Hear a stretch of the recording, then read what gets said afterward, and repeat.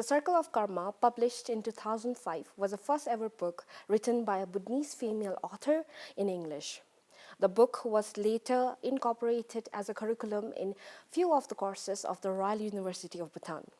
The same author also published Dawa, the story of a stray dog in Bhutan, which has been read by all the 9th grade students of Bhutan. We are honored to welcome the author of these iconic works, Kunzang Choden, the literary idol of Bhutan. Today, we delve into her new work, Telling Me My Stories, a fragment of Himalayan childhood. This is a memoir that tells the story of her childhood days. The first question I have is, during your speech when you were launching your book, you said that Telling Me My Story is something that was pushed by the legacy awards that you received from the Bhutan Echoes regarding literature. Would you tell us, other than that, what was your motivation to finish this memoir? The Legacy Award, which I received last year, was actually, under the Bhutan Echoes, but it was Legacy Award given by Her Majesty, the patron of the Bhutan Echoes in Bhutan. And as I said during my launch, that I had the fragments of my story, but it was really fragmented. It was all over. And I really wasn't really focused on how to get it go ahead, because as fragments, they have to be put together somehow. And then when Her Majesty recognized me as a person who has contributed to the literary scene in Bhutan, I felt the responsibility of this honor, and I said, now I really have to get my fragments together into some kind of a comprehensive whole and push to have it published. And I feel it was, it came quite easily because the spark was lit by Her Majesty. This story, this childhood memories of yours, is mostly set in Ugyen Choling Palace. This Ugyen Choling is now a museum that you worked for, and also you're currently staying there, right? So what made you make it into a museum, and what made you decide to do so and make it your mission? As you will see, if anyone who reads the book, how grounded I am in Ugyen Choling.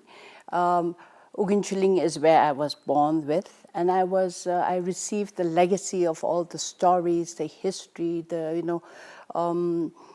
all that made Ugyen Choling what it was at the time in the when I was born there in 1952. It was not just one time in one lifetime that it was made and built, and its history was born from there. It's a long history, and although as a child, I didn't really understand all this, but the fact that I was there just for 9 years of my life, and all the impressions that I gathered stayed with me alive. And this was the only home I actually knew, even though I was away in school, 9 months of the year. Then later on, I was in college. But this was the home that I knew. And this is some kind of a magnetic pull. And all the memories of my parents, of all the things that were there, all the happenings, because everything changed with the death of my parents at a very young age. All that changed, and all the social, political changes that happened in the country, amidst all these changes, I still felt very grounded in Ugyen Choling. But it was not possible with the changes that came in this, by about the 1970s, everything had changed.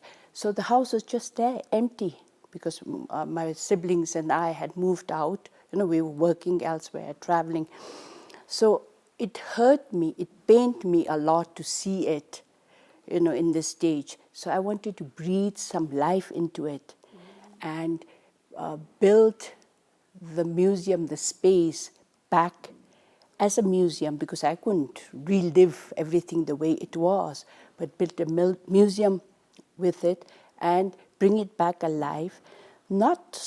For myself, because of my emotional connections, but also I felt it could serve a purpose, because changes happen so rapidly that I thought it would be a center where people could come to, especially young people who have no idea of what it was, before the changes, to come, what a house like this comprised of, what is the history, what is the function, what did it serve a role, what was it, role, I mean not a rule, did it have a function, how did it interact with the community. So all that I wanted to show to the, first to the community our own community, and then to the Bhutanese people and outsiders. I just didn't make the museum just for the outside tourists, visitors, but I wanted to make it for ourselves, the younger generation, and the people from other parts of Bhutan who now come there and, say, my great-grandmother used to have a house like this. My great-grandfather knew of a house like this. So this is actually telling the story of why the house was there, how did it function, and being there myself is really feeling part of it, living the life that I knew. Now, unlike your previous story where you retold folk tales and also wrote fictions and wrote historic account, this book is quite different because it's more intimate. How was it different for you writing it, La? Yeah, it was quite different because it's very personal. It's very intimate, as you said. And when you write a story, especially if you're writing a fiction, you create the characters, you stage the happenings, what events take place. You can do whatever you like with the protagonist. You can take the protagonist everywhere. You can, say, this protagonist is going to leave my story and delete that person and send the person off somewhere. Or incidences you invent. But I couldn't invent. This was really things that I had to be true to what I was writing. Of course, the language,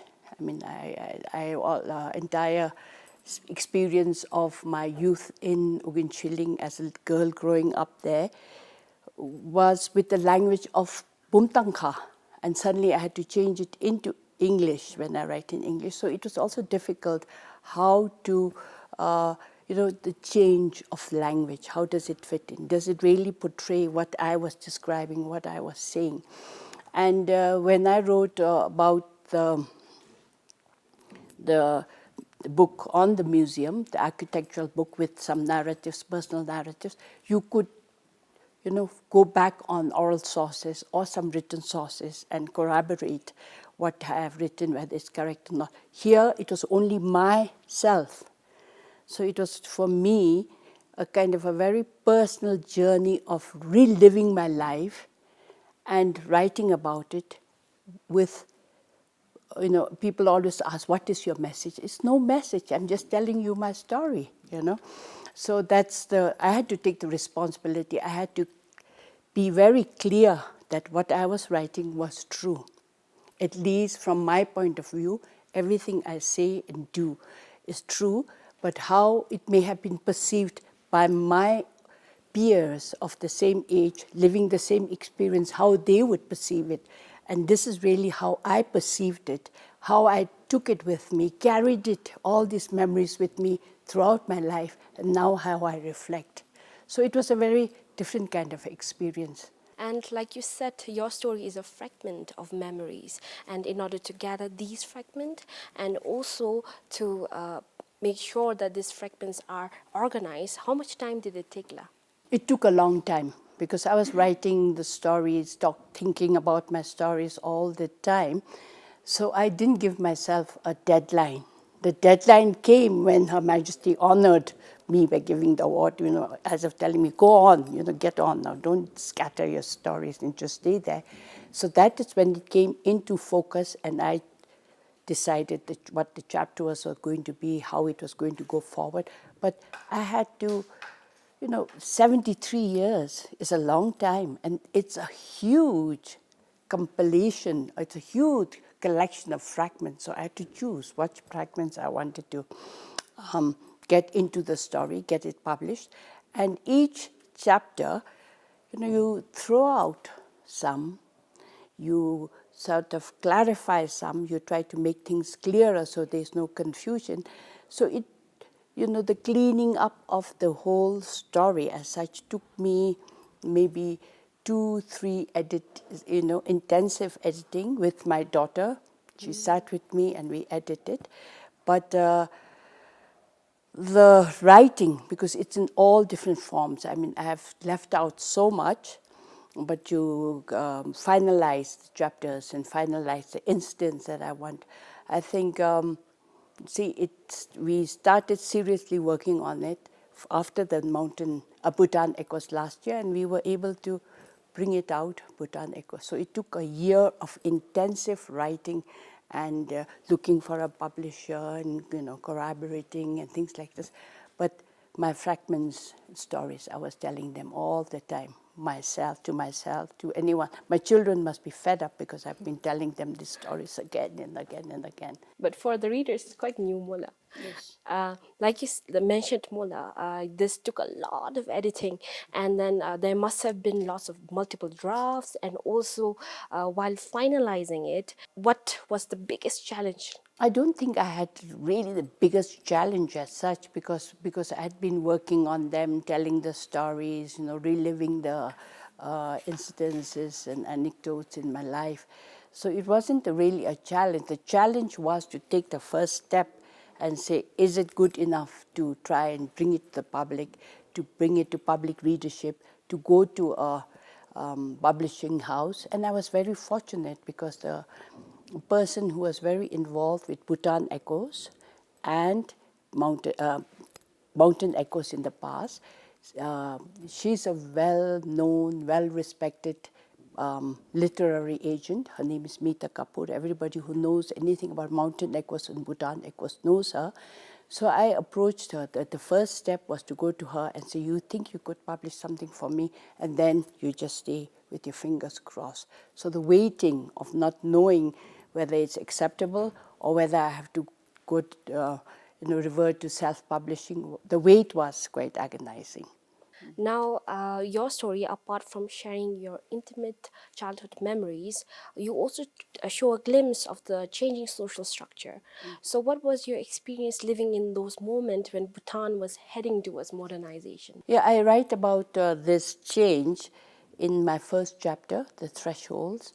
Actually, I was born in 1952, and that was the year His Majesty, the third King Jigme Dorji Wangchuk, and he is we all refer to him as the father of modern Bhutan, and he was the one who was ushering in all sort of changes.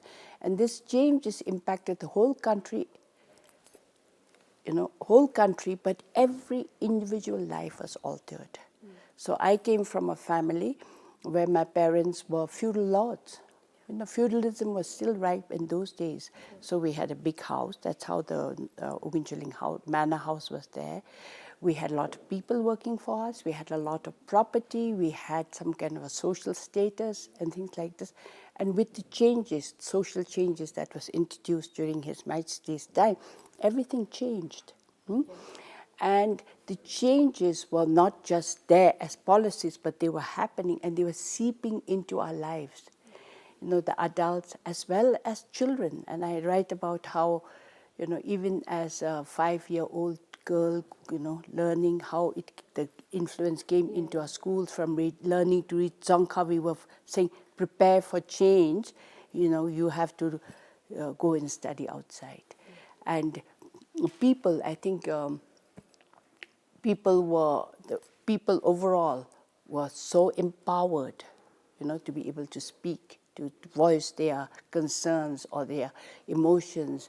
Everything was changing, and then there was the land reform, which actually was an equalizing factor that every Bhutanese citizen had to, could have only this. All these changes were coming around, but frankly, as a child, they were happening, and it was like just life, living your life. Unexpected. Nobody coached you. Nobody trained you to accept, but you were just going through these changes. It's only now at this age, and even when I was, few years when I started writing, I felt how we each went through these changes. You said before that you collaborated with the publisher, and your publisher is Bloomsbury, an international publishing company. How did the collaboration came about, La? I think I gave my manuscript to Meeta Kapoor, who has her own literary agency. Then I think the process is that she goes to different publishing houses and gives them, the manuscript and said, "Are you interested?" And I'm sure there's a lot of negotiations and a lot of conditions and things like this. But I already heard from a publisher in India before Bloomsbury took on. She said, "I would take on your book, but I think Meeta is still looking for other." So I think it's her job. Once you give your manuscript to her, the agent, then it's for them to find the best one for you. Yeah. So it was, it's a big honor for me because Bloomsbury is well known, and very professional. We just had a few exchanges, editorial process where they ask questions, clarify this, do that, do this. But that all happened very quickly. Now, when you talk about publishing a book, this is something that most of the aspiring authors dream about. For them, what would you suggest that they must do to make their work well known and well read by the people? Even though I have published and I have been published, I think one of the most important things is humility. You have to be humble. You have to be prepared for the worst. And you have to be prepared for the worst, but you have to give your best. You can't just write and say that, I want my book to publish, but I'm not ready to change anything, or I'm not. You have to, if somebody critiques your work and say, is this exactly what you want, or is your language not good enough here? You have to take it all. And for me, of course, as a writer, I want my book to be read. But for me, in this case, it was really my story to be told. Whether people read it or not, I just had to get it out of my system to have it in print, because I talk in my prologue about as you age, the inevitability of forgetfulness. And I find so many people my age and older who just say, "I've forgotten everything." And I know that as you get older, the fragments are going to they're going to fade away. So I just felt, even if it's of no value to anyone, maybe it will be, writing of my own life, writing of some of the social changes that came about, some political changes, the kind of exchanges we had. I feel it doesn't contribute so much to the history of the country, of the nation, the history of our nation, but I feel it may be an interesting little footnote to what happened to Bhutan in the last 50, 60 years. I agree with that, La. And when you talk about your story, you're actually immortalizing all those life that was involved with you, starting from your akulama to your parents, and even to the simple visitor who came to Ugin Choling, La. So when you, from all those people you have immortalized, on a very personal note, who do you want to meet the most right now, La? There were times when I was lost. I knew a certain artifact, I knew a room, and I knew what generally happened. But to put every artifact and the room into context, I needed somebody to tell me. And that's when I really needed a voice would say, "This is how it was, this is the origin of this is when it came." And that was when I felt my akulam, who I dedicate my book to, I could physically felt the empty space. I wish she had been there to tell me. Especially with links of my family, the relatives, we lost all because as children we were sent away to India to study, and then we couldn't keep up because there were no adults. And then I say, I wish she had been here to tell me. I wish she was there. Then because it is a cultural center with, we have different altars and different icons in the temple, and then the connection to the family. Why is it there? Different teachers, different icons. Why is there? who had it installed, who was a devotee of Vajrasattva, or who was a devotee of the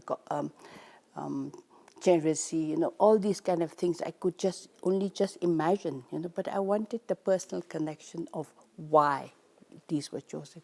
And the paintings in the temples, who were the painters? Where were the paints, sourced from? All these things, I just felt that there was a gap.